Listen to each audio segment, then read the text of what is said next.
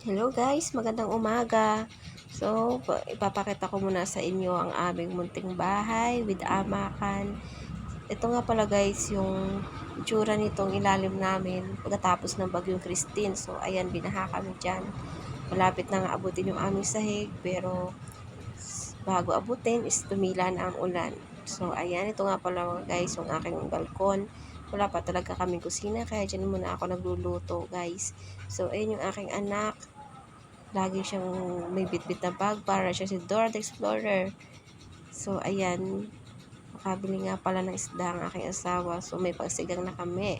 So, ayan. Ito nga palang isdang to, guys, is sibo. Masarap talaga siya pagsigang and samaral. Yan, masarap talaga siya, guys, pangsigang malasa. Favorite talaga namin mag-asawa ang ganyang isda. At ito nga pala, guys, ang aming almusal. So, nagsaing na rin ako. Kalan nga pala ang gamit ko dyan.